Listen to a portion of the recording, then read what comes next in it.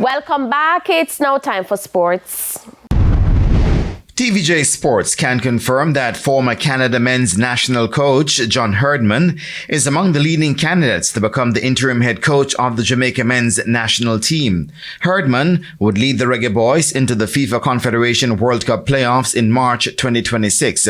He would replace Steve McLaren, who resigned in the immediate aftermath following a goalless draw with Curacao on Tuesday in their final CONCACAF qualifying match. Herdman also coached the Canada women's team from 2011 through to 2018, winning Olympic bronze twice before taking on the men's role and helping the national team qualify for the World Cup for the first time in 36 years.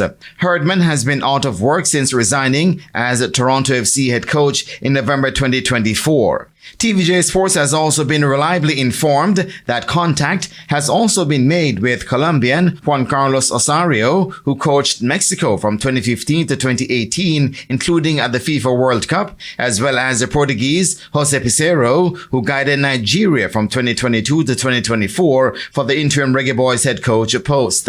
Former head coach Rene Simoes and former assistant coach Miguel Coley, as well as current head of the technical committee Rudolph Speed, have already publicly indicated their interests in the job.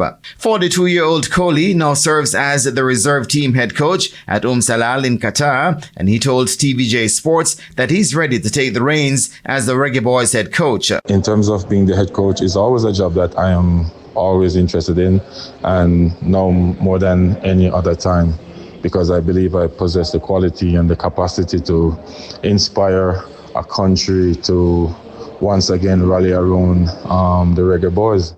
Meanwhile, it's understood that contrary to reports, there will be no emergency meeting by the JFF Executive Committee on Friday, as previously reported. Meanwhile, still reeling from the disappointment of the senior men's national team not qualifying directly for the FIFA World Cup, fans are set to be treated to a football extravaganza come next week Friday.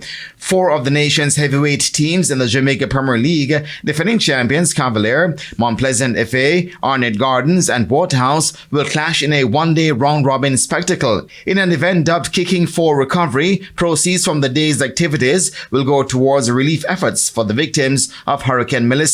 Boasting a total of 12 national titles between them, it is promising to be an exciting evening of football. The event will be shown live on TVJ, TVJ SN and online at onespotmedia.com with radio coverage on Hits 92 FM.